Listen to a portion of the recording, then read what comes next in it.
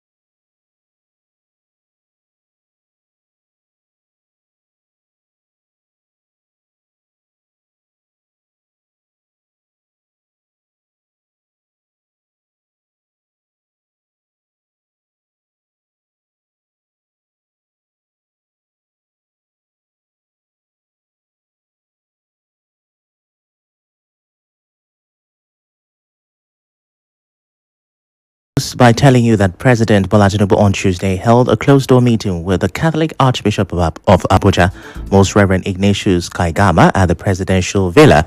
The visit is part of the president's ongoing consultation with religious leaders aimed at strengthening national unity, peace, and social cohesion. While details of the meeting were not made public, it is believed that interfaith harmony and national development were key talking points. The meeting comes days after U.S. President Donald Trump warned that America could reconsider its support for Nigeria over alleged attacks on Christians. Meanwhile, more reactions are trailing U.S. President Donald Trump's comments on Nigeria. The Chief of Defense Staff, Olufemi Oluyede, says Christians are not being targeted or killed in Nigeria. He says Nigeria is ready to work with other countries to fight terrorism, which he describes as a global problem that no country can defeat alone. And in a related story, China is backing the Nigerian government. At a press conference in Beijing, Foreign Ministry spokesperson Muonyili said China stands with Nigeria as a strategic partner. She said China opposes any country using religion or human rights as an excuse to interfere in Nigeria's affairs or threaten it with sanctions or military action.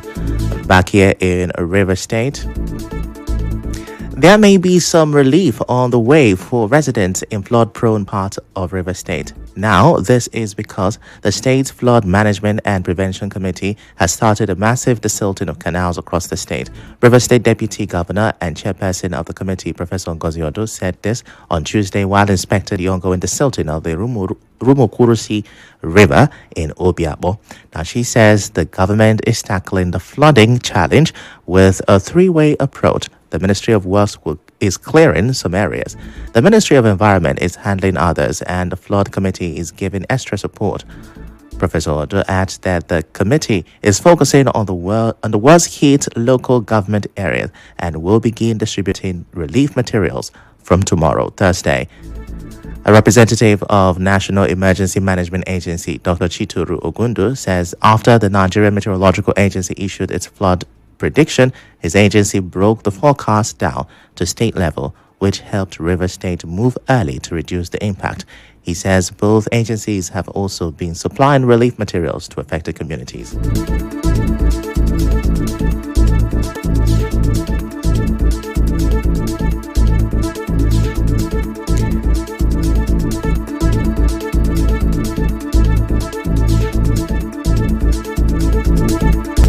In In a similar story, let's go to Konoboe community in Kana local government area where residents are raising alarm over flooding and the terrible state of their road.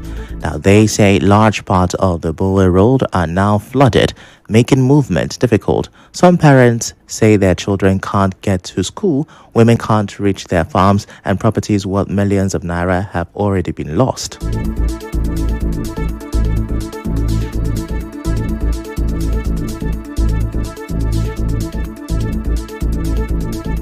When it is raining season like this, our women, our farmer, our children are not go to school through that road. The place is faulty. Flood have taken over every part of that area. That road is the only leftover road that is remaining. That road linked to Kereke, Andoni, Nyokuri, and Bamboo Uwe. Instead of that road to help the farmers, the road is now hurting them. The only bridge there has been broken. I am mostly even affected than any other person because my house is about 2 poles away from the road. The road we are talking about is so dilapidated that our people can no longer cross to other neighboring communities. Anytime there is rain, there is flood. And the flood also take over buildings. And people has continuously lost properties worth of millions. They're appealing to Governor Siminalayi Fubara and the Niger Delta Development Commission to urgently fix the road. Still talking River State government business. Pensioners and staff in River State are beginning a biometric verification exercise across all 23 local government areas. The River State Local Government Service Commission says it is updating records to ensure accurate data for workers and retirees. In a statement signed by its chairman, Israel Ahmadi, staff are directed to collect and fill out verification forms already printed with their names at their council offices. All completed forms and documents must be returned by Thursday, and staff are advised to include active phone numbers so they can be contacted for physical capture. Now to some legal matters. A father will return to the family court in Port Harcourt to explain the settlement he allegedly reached with one bride, Chukuma, the man accused of defiling his 5-year-old daughter. The court had earlier ordered his remand at the Port Harcourt Maximum Correctional Center after he told the court through his lawyer that he had settled the matter and wanted it withdrawn. But presiding judge Justice Rita Ogugo rejected that request, saying she was worried the father may have struck a financial deal with the suspect, ignoring the well-being of the child. She has now ordered that the father be brought back to court on November 11th to explain the so-called settlement. Bright Chukuma is standing trial for allegedly defiling the child on April 11th in Odagwa Community, Eche local government area. He has pleaded not guilty to the one-count charge, which violates Section 32, subsection 1 and 2 of the River State Child Rights Law number 6 of 2002. Still on legal issues, a state high court in Port Harcourt has granted bail to 4 men accused of attempting to murder the leader of the conscience of the Ogoni people, Gani Toba. Each of them is to pay 500,000 naira bail with 3 sureties. One surety must be a government-recognized traditional ruler from the Zaba community. Another must be a staff of Kana local government, not below level 15. And the third must own a house in Port Harcourt. The judge, Justice Augusta Chukwu, also ordered the suspects to submit their bank details to the court. The matter continues on November 18. The 4 men, Xavier Robert, also known as Timberland, Leso Bogisere, Leka Dele Manapo, and Dele Abobari, popularly called Bob Satan, are facing 7 charges, including conspiracy, attempted murder, cultism, and illegal possession of firearms. They allegedly shot Gani Toba several times in Zaba, Kana local government area on March 12, 2023, leaving him unconscious. Time for a break. When we return, we bring you the latest on the legal and political battles involving the PDP. Do stay with us.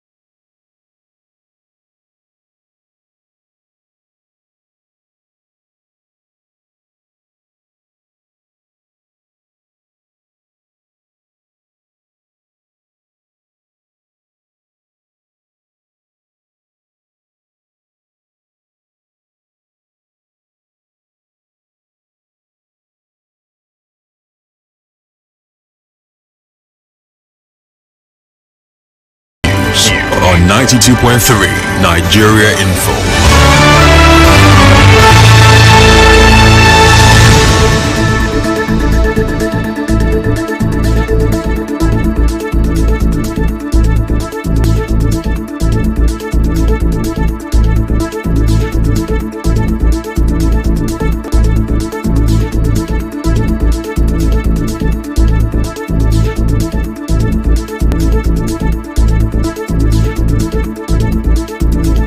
You're welcome back, and now the rest of the news.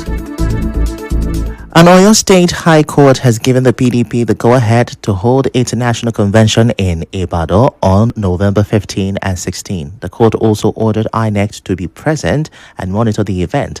The ruling was delivered by Justice A.L. Akintola after hearing an application by Folahan Malomo Adelabi, who asked the court to stop anyone from disrupting the convention where new national officers will be elected.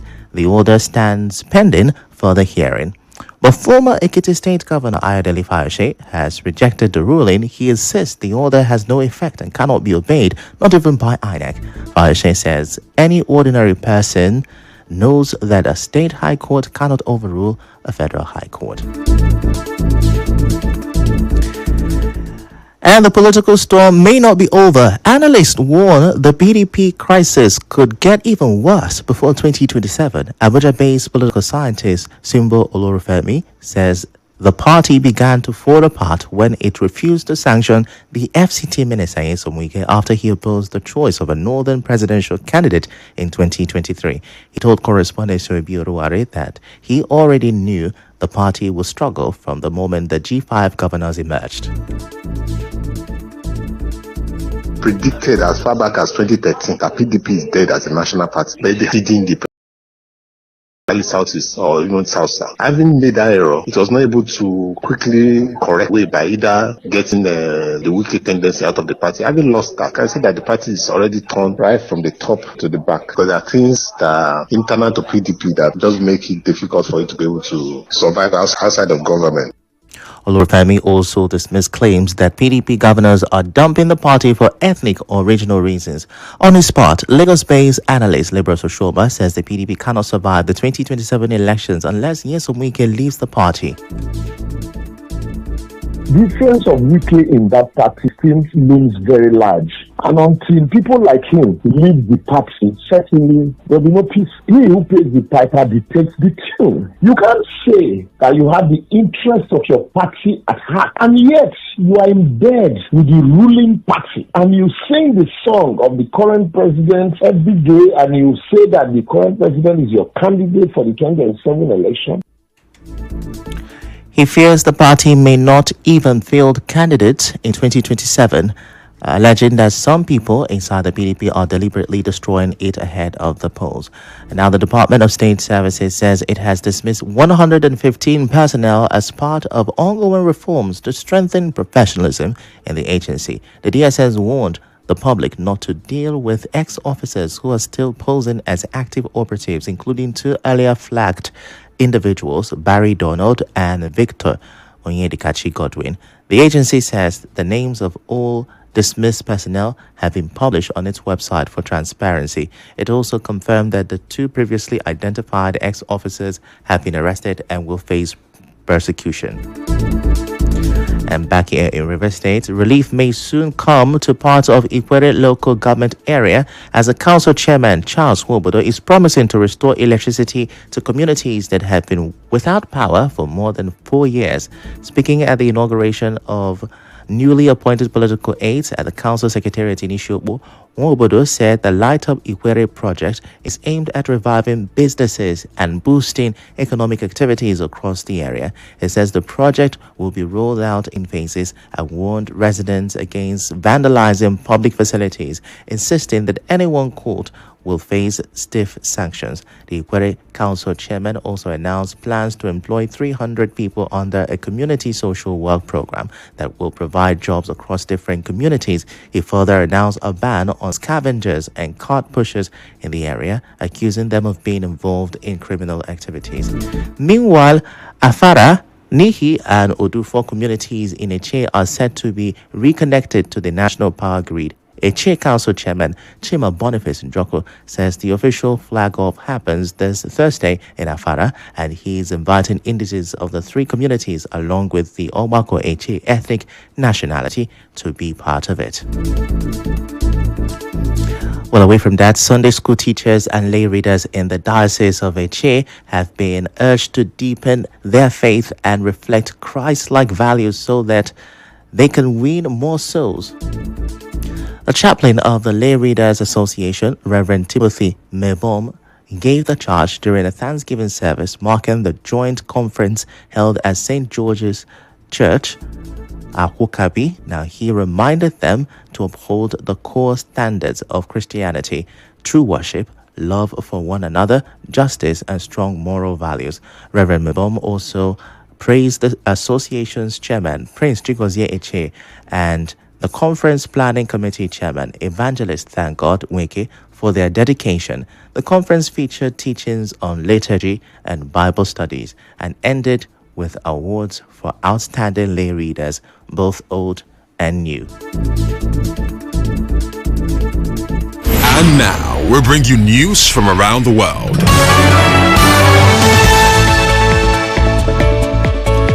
Democrat Zoran Mamdani has won the New York City mayoral race, becoming the first Muslim mayor and the youngest person in more than 100 years to lead the city. In his victory speech, the 34-year-old said New York would be the light in a moment of political darkness, while laying out his policy priorities and addressing President Trump directly. Trump, who had earlier warned he would cut federal funding if Mamdani defeated Independent Andrew Cuomo and Republican Curtis Sliwa, reacted online with the message, "And so it begins." Mamdani's win is being hailed as a historic breakthrough, but analysts say he now faces intense scrutiny as he tackles the city's biggest challenges. The Democrats' strong night also includes projected wins in the Virginia and New Jersey governor races and a vote in California to redraw congressional districts in their favor ahead of next year's election. Well, that's the news this hour, but before we go, let's have a look at the major stories. We told you that the River State government has started the silting of canals across the state. We reported that President Tinubu has met with the Catholic Archbishop of Abuja amidst growing concerns over threats from U.S. President Donald Trump. You also heard that a father is set to reappear in court over a controversial settlement in a child defilement case in River State. And we informed you that an Oyo court clears the PDP to hold its convention in Ibadan, while bringing you several reactions to the crisis. The news was edited by Ufoma Ewamono. To reach the news team, send an SMS or WhatsApp to 0808 721 7215. I'm Ifechukwu Muonyili. Many thanks for listening.